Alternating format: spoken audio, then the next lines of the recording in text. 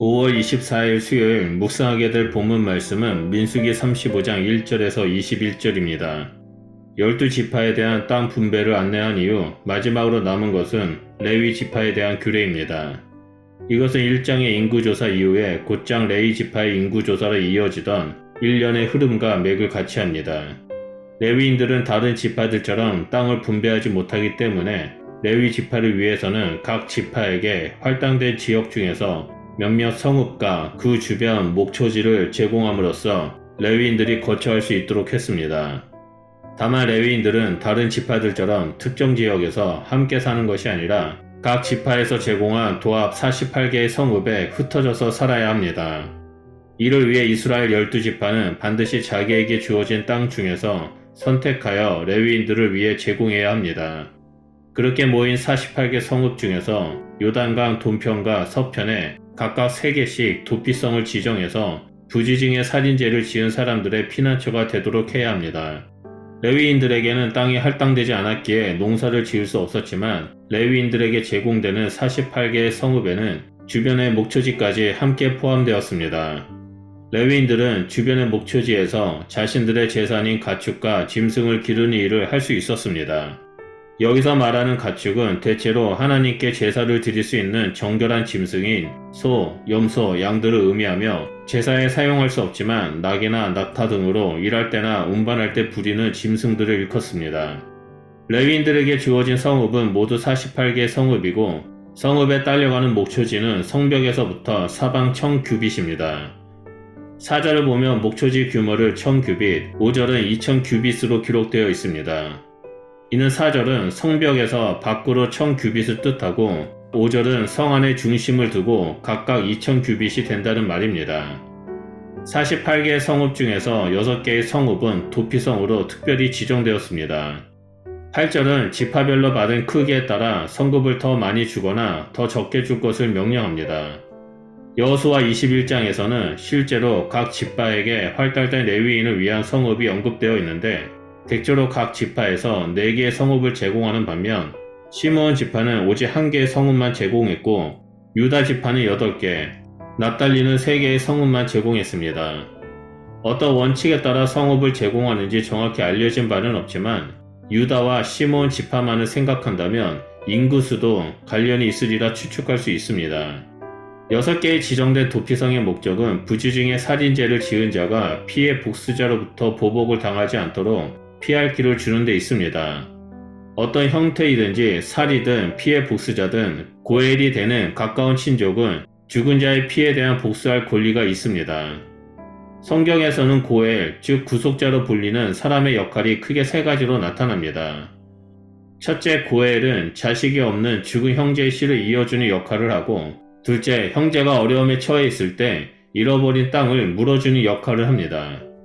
마지막 셋째로 고엘은 친족의 죽음에 대해 피해 복수자가 되어 형제의 죽음에 대한 원수를 갚아줘야 합니다. 이 셋째의 경우가 오늘 본문에서 말하는 피해 복수자로서의 고엘의 역할입니다. 고의적으로 사람을 죽였다면 어떤 경우도 도움을 얻을 수 없지만 도피성은 의도치 않은 사고로 사람을 죽였을 때 또 다른 억울한 죽음이 일어나지 않도록 돕는 사법적인 제도라 할 수 있습니다. 이는 이스라엘 백성뿐 아니라 외국인으로 거주하는 자나 단순 방문자라 할지라도 이 제도적 혜택을 누릴 수 있습니다. 이 성읍은 총 6개인데 요단 동편과 서편에 각각 3성읍씩 마련하여 어디서든 도피성이 너무 멀어서 그곳에 이르기 전에 죽임을 당하지 않도록 했습니다. 도피성으로 가는 길은 항상 잘 준비되어 있어야 하며 가는 길에 안내 표지판도 항상 잘 갖춰져 있어야 합니다. 도피성으로 지정된 성읍은 요단 동편의 경우 르우벤 지파의 베셋, 갓 지파의 길르앗 라못, 므낫세 지파의 바산 골란으로 각각 남부, 중부, 북부에 해당합니다. 요단 서편에서는 유다 지파의 기럇 아부바, 에브라임 지파의 세겜, 납달리 지파의 게데스인데 이 역시 남부, 중부, 북부에 위치합니다. 억울한 죽음을 막는 것이 도피성의 목적이기 때문에 어떤 형태로든 고의적으로 사람을 죽였을 경우에는 도피성이 아무런 도움이 되지 않습니다. 도피성에 들어왔다 할지라도 재판을 통해 의도적 살인이 입증되면 사형을 당하게 됩니다. 본문에서 고의적인 살인으로 간주할 수 있는 세 가지 예가 언급됩니다. 첫째, 철 연장으로 사람을 쳐 죽이는 경우. 둘째, 사람을 죽일 만한 돌을 들고 사람을 쳐 죽이는 경우. 셋째, 사람을 죽일 만한 나무 연장을 들고 사람을 쳐 죽이는 경우입니다. 모든 경우에 본문에서 반복해서 내리는 결론은 그는 살인자니 그 살인자를 반드시 죽일 것이라 라고 말합니다. 고의적인 제약은 어떤 경우에도 용서받지 못한다는 사실을 강조합니다. 비고의성으로 판명되면 도피성에서 생명을 유지할 수 있습니다. 다만 도피성에서 나갈 수 없고 대제사장이 죽기 전까지는 갇혀 있어야 합니다. 이를 볼 때 도피성은 무고한 자의 목숨을 보호해주는 성소이자 유배의 형벌로서 아무리 실수라고 해도 생명을 해하는 일은 결코 가볍지 않다는 사실을 볼 수 있습니다. 이렇게 무고한 살인을 방지하고 고의적인 살인을 엄히 다루는 이유는 살인이 생명의 하나님의 권한을 침범하고 하나님의 땅을 더럽히는 죄이기 때문입니다. 결국 도피성의 격리는 보호이면서 동시에 형벌입니다. 죄는 엄히 다스려야 하고 하나님의 생명과 계명은 가벼이 여겨서는 안 됩니다. 우리는 이 땅에서 살아갈 때 크고 작은 죄를 짓습니다. 때로는 나도 모르게 죄를 짓는 경우가 있습니다. 그럴 때 우리는 우리의 도피성이 되시는 예수 그리스도 앞에 무릎을 꿇고 회개하며 나아가야 합니다. 그리고 회개했다고 끝나는 것이 아니라 한 걸음 더 나아가 우리의 죄로 인해 피해를 받은 사람들에게 겸손히 자신의 잘못을 인정하며 용서를 구해야 합니다. 또한 피해받은 사람들은 그리스도의 사랑으로 서로 용납하고 하나됨을 이루어야 합니다. 이것이 바로 하나님 나라의 모습이며 하나님 백성의 삶입니다. 하나님의 백성으로 부르심을 받은 우리 모두는 오늘 하루 살아갈 때 우리의 대제사장 되신 예수 그리스도를 의지하고 서로 사랑으로 하나 되는 하루를 보내시길 바랍니다.